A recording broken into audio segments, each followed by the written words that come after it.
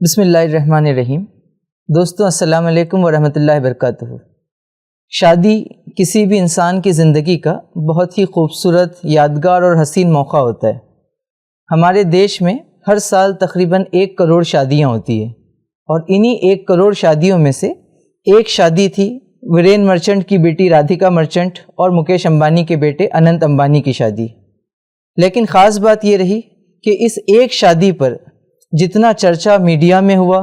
جتنا چرچا social media پر ہوا، وہ شاید بچی ہوئی 1 کروڑ شادیوں پر بھی نہ ہوا ہو۔ اب سوال یہ پیدا ہوتا ہے کہ اس شادی پر اگر اتنا زیادہ چرچا ہو چکا ہے، اتنا زیادہ اس پر سوشل میڈیا میں ڈسکشن ہوا، میڈیا میں اتنا زیادہ اس کو لے کر کوریج رہا، تو آخر ہم کو اس پر بات کرنے کی ضرورت کیا ہے؟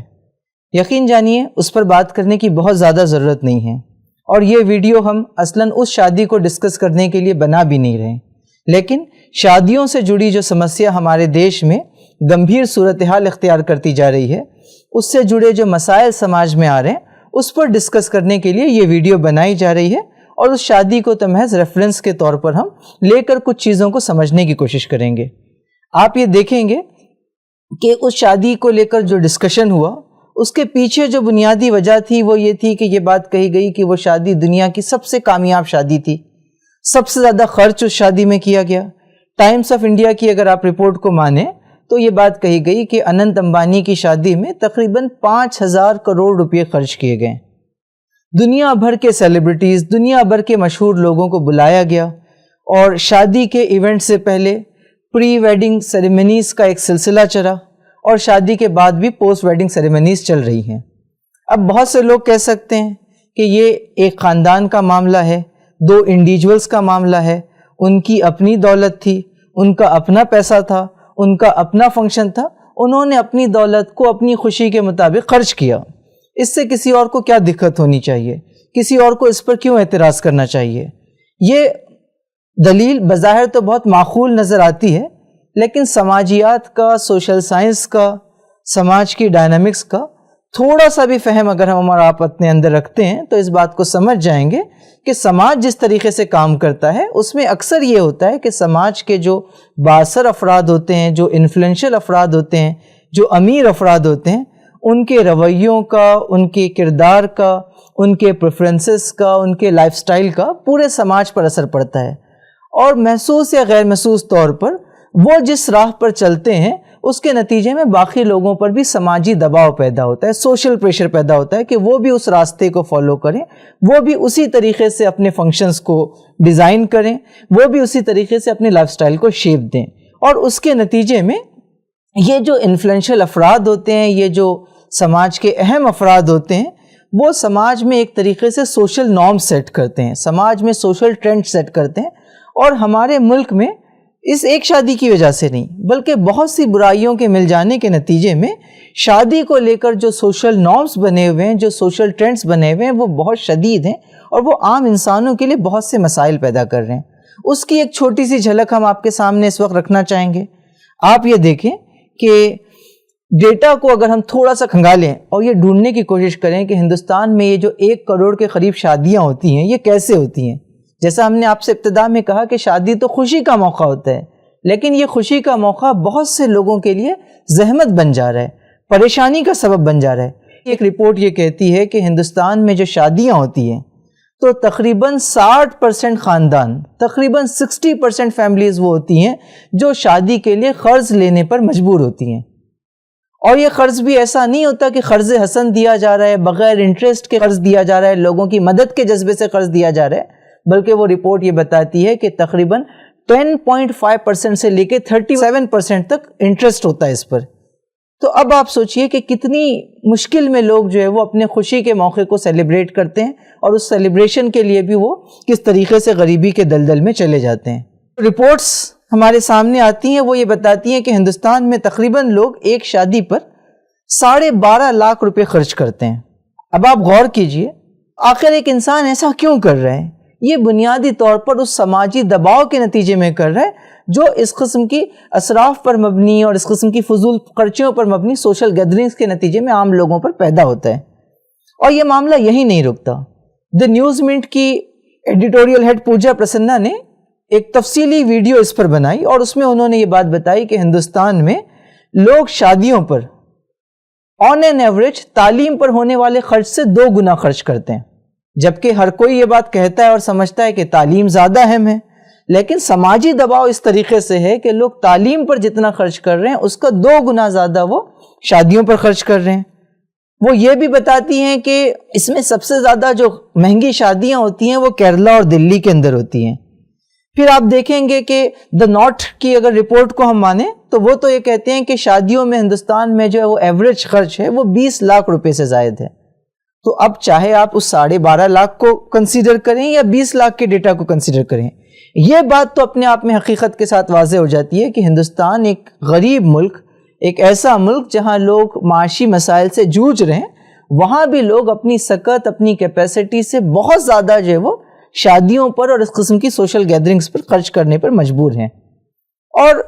اس پورے معاملے کو سمجھنے کے لیے ہم کو اس قسم کے ڈیٹا کی بھی ضرورت نہیں ہے، بلکہ اگر میں اور آپ اپنے اطراف کی دنیا پر نظر ڈالیں، اپنے اطراف کے سماج پر نظر ڈالیں،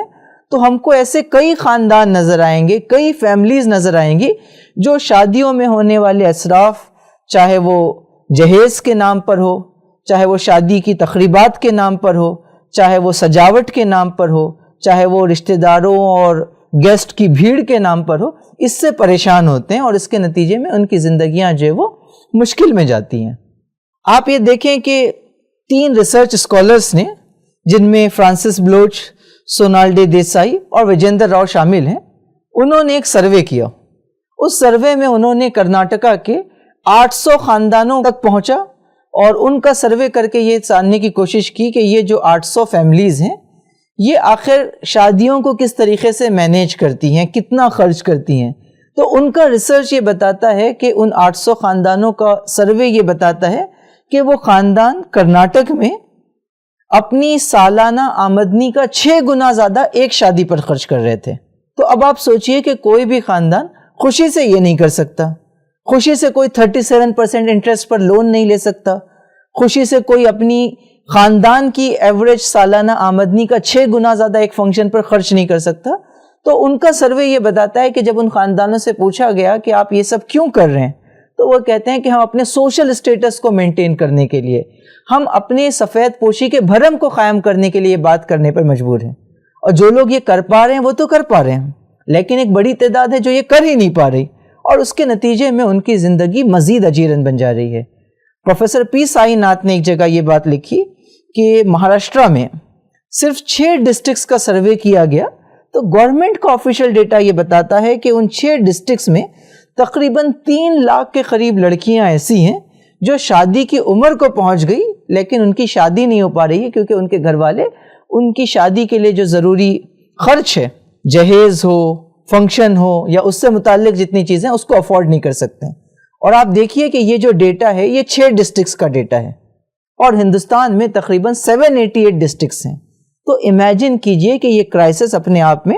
کتنا بڑا کرائسس ہے، کتنی بڑی سمسیا یہ اپنے آپ میں بن چکی ہے۔ پرگتی گرام ادیوگ سماج کلیان سنستھا، یہ ایک PGS کے نام سے ایک گروپ ہے، انہوں نے بھی ایک رپورٹ شائع کی جس میں انہوں نے بتایا کہ تقریباً ہندوستان میں 60% لوگ شادیوں کے لیے قرض لے رہے ہیں، اور قرض لینے میں جن کو قرض مل جاتا ہے وہ قرض لے کر شادی تو کر دیتے ہیں، لیکن اس کے بعد وہ بیاج کو چکا نہیں پاتے اور ان کی زندگی اجیرن بن جاتی ہے۔ اور کچھ لوگ ایسے ہوتے ہیں جن کو قرض مل ہی نہیں پاتا، ان کی زندگی بھی بڑی عجیب ہوتی ہے۔ ڈیکن کرونیکلز نے اندومتی نام کی ایک لڑکی کی سٹوری کو کور کیا۔ 2016 کا واقعہ ہے لیکن بہت تکلیف دہ واقعہ ہے۔ اندومتی تمل ناڈو کی رہنے والی ایک لڑکی تھی اور وہ اپنے بھائی اور ماں باپ کے ساتھ رہا کرتی تھی۔ اب ان کے ماں باپ نے بچوں کی تعلیم کے لیے، دونوں بچوں کو پڑھانے کے لیے ایجوکیشن لون لیا تھا، اور وہ اسی کے قرض میں پھنسے ہوئے تھے کہ ایجوکیشن لون ہی کی وہ بھرپائی کر نہیں پا رہے تھے، اور اب اندومتی کی شادی کا وقت بھی ہو گیا۔ شادی کے لیے انہوں نے ویڈنگ لون کے لیے اپلائی کیا، لیکن جو لینڈرز تھے، جو قرض دینے والے تھے، انہوں نے منع کر دیا اور وہ شادی کے لیے قرض حاصل نہیں کر سکے۔ اس کا نتیجہ یہ ہوا کہ اس لڑکی نے پریشان ہو کر اپنے گھر والوں سے یہ بات کہی کہ یہ جو ساری پریشانی ہو رہی ہے یہ بنیادی طور پر میری ذات کی وجہ سے ہو رہی ہے، اور اس لیے میں اپنی زندگی کو ختم کر لوں گی۔ یہ کہہ کر اس نے اپنی زندگی کا خاتمہ کر لیا، اس نے سوسائڈ کر لی۔ اور اپنی بیٹی اور بہن کے سوسائڈ سے آہت ہو کر اس کے غم میں ماں باپ نے اور بھائی نے بھی سوسائڈ کر لی. تو اب آپ دیکھیں کہ 4 لوگوں کی زندگی چلی گئی، اس لیے کیونکہ ان کو ویڈنگ لون نہیں مل سکا، اور ویڈنگ لون کی نوبت اس لیے آئی کیونکہ شادیاں مہنگی ہو گئی. تو یہ ایک پورا سرکل ہے، یہ ایک پورا کرائسس ہے جس کے اندر جو ہمارے سماج کا ایک بہت بڑا طبقہ جو پھنسا ہوا ہے. ایسے میں یہ بہت امپورٹنٹ ہو جاتا ہے کہ جب ہم سماجی رویوں کی تشکیل کی بات کریں، سوشل نارمز کی بات کریں، تو اس قسم کے اسراف، اس قسم کی فضول خرچیوں اور اس قسم کی دکھاوے اور ریاکاری سے شدت سے پرہیز کریں تاکہ عام لوگوں پر جو اس قسم کا دباؤ پیدا نہ ہو. اب یہ تو ایک پہلو آپ نے دیکھ لیا، لیکن اس کا ایک دوسرا پہلو بھی ہے. وہ یہ ہے کہ جب ہم اسراف سے پاک اور فضول خرچیوں سے پاک آسان نکاح کی بات کرتے ہیں تو اس قسم کی منفی چیزوں کو کرٹیسائز تو کرتے ہیں اور کرنا چاہیے، لیکن اسی کے ساتھ ساتھ اس کی بھی بہت زیادہ اہمیت ہے کہ ہم سماج کے سامنے مثبت مثالیں، پازیٹیو ایگزامپلس پیش کریں. تو اس وقت کچھ مثبت مثالیں بھی ہم آپ کے ساتھ شیئر کرتے ہیں. آپ دیکھیں کہ اللہ کے رسول صلی اللہ علیہ وسلم کے ساتھیوں میں سے ایک بہت ہی جلیل القدر صحابی تھے، حضرت عبد الرحمن بن عوف رضی اللہ تعالیٰ عنہ. اپنے وقت کے امیر ترین آدمی، جس طرح اننت امبانی یا مکیش امبانی کے بارے میں یہ بات کہی جا سکتی ہے کہ یہ آج کے دور کے سب سے امیر لوگوں میں سے ہیں، اسی طریقے سے عبد الرحمن بن عوف بھی اپنے زمانے کے امیر ترین لوگوں میں سے تھے. مورخین کے مطابق ان کی دولت تقریباً اس زمانے میں $7 بلین کے قریب تھی. بخاری شریف میں ان کی شادی کا واقعہ نقل کیا گیا ہے جس میں یہ بات بتائی گئی ہے کہ حضرت عبد الرحمن بن عوف ایک دفعہ اللہ کے رسول صلی اللہ علیہ وسلم کے پاس آئے تو ان کے کپڑوں سے پر ستر لگا ہوا تھا، پیلے رنگ کی جو خوشبو تھی وہ خوشبو بھی آ رہی تھی اور خوشبو کے نشان بھی ان کے کپڑوں پر تھے. اللہ کے رسول نے اس خوشبو کے بارے میں ان سے پوچھا تو انہوں نے کہا کہ اللہ کے رسول میں نے نکاح کر لیا، میں نے شادی کر لی. تو اللہ کے رسول نے ان سے مہر کے بارے میں سوال کیا، انہوں نے مہر کے بارے میں بتایا. اللہ کے رسول نے ان سے کہا کہ آپ ولیمہ کیجئے، چاہے آپ ایک بکری یا ایک جانور ہی کیوں نہ ذبح کریں. تو اب آپ دیکھیں کہ عبد الرحمن بن عوف کی شادی میں کتنی سادگی ہے. اللہ کے رسول صلی اللہ علیہ وسلم مدینہ میں موجود ہے، حضرت عبد الرحمن بن عوف مدینہ میں موجود ہے، لیکن آپ نے اس بات کی ضرورت نہیں سمجھی کہ مجھے شادی میں لازماً رسول اللہ صلی اللہ علیہ وسلم کو بلانا ہی ہوگا، اللہ کے رسول کے ساتھیوں کو بلانا ہی ہوگا، کوئی بہت بڑا فنکشن کرنا ہی ہوگا. نہ تو انہوں نے اس قسم کا کوئی دباؤ محسوس کیا، نہ تو سننے والوں نے میں سے کسی نے اعتراض کیا کہ عبد الرحمن بن عوف آپ نے شادی کر لی لیکن آپ نے ہمیں نہیں بلایا، آپ نے اللہ کے رسول کو نہیں بلایا. تو دیکھیے نکاح کتنا آسان عمل تھا کہ ایک شخص طے کرتا ہے، ایک شخص جو ہے وہ عزت دار طریقے سے جو وہ کسی کے گھر رشتہ بھیجتا ہے، اس کے رشتے کو قبول کر لیا جاتا ہے اور بہت سادگی اور خاموشی سے وہ نکاح کر لیتا ہے. نہ شور شرابہ ہے، نہ دکھاوا ہے، نہ سماجی دباؤ ہے، نہ ریاکاری ہے، نہ فضول خرچی ہے. تو یہ بھی شادی تھی اور ایک بلینر کی شادی تھی، ایک امیر ترین شخص کی شادی تھی. تو میں اور آپ رک کر اس بات پر غور کریں کہ جہاں دنیا اننت امبانی کی شادی سے مرعوب ہو رہی ہے، اس کو ماڈل کے طور پر دیکھ رہی ہے، اس وقت ہم اور آپ اپنے آپ سے سوال کریں کہ ہمارے لیے ماڈل کیا ہے؟ اننت امبانی کی شادی ماڈل ہے یا عبد الرحمن بن عوف کی شادی ماڈل ہے؟ جب دنیا اننت امبانی کی شادی میں آنے والے بڑے بڑے سیلیبریٹیز کی لسٹ پر بات کرے کہ اتنے بڑے بڑے لوگ آئیں، تو اس وقت ہم دنیا کو بتائیں کہ ایک شادی ایسے بھی ہوئی تھی جس میں خود وقت کے نبی کو بھی بلایا نہیں گیا تھا. جب لوگ اس شادی میں ہونے والے خرچ کا ذکر کریں تو ہم عبد الرحمن بن عوف کے ذریعے سے خیر کے کام میں، بھلائی کے کام میں جو کچھ خرچ کیا گیا، انفاق کیا گیا، اس کا ذکر کریں اور لوگوں کے سامنے صحیح ماڈل پیش کریں کہ اگر دولت آپ کے پاس ہے تو اس کو کہاں اور کیسے اور کس طریقے سے سماج کی بھلائی کے لیے خرچ کیا جانا چاہیے. اب کچھ لوگ یہ بات کہہ سکتے ہیں کہ یہ تو پرانے زمانے کی بات ہے، عبد الرحمن بن عوف تو ایک نبی کے ساتھی تھے، پرانے زمانے کے شخص تھے، اب تو دنیا بدل گئی ہے، سماج بدل گیا ہے، اب تو بغیر خرچ کیے ہوئے، بغیر اسراف کیے ہوئے شادیاں ہو نہیں سکتی. اگر ہم وہ کریں گے تو سماج میں ہماری عزت کیا بچے گی، ہمارا سوشل اسٹیٹس کیا بچے گا؟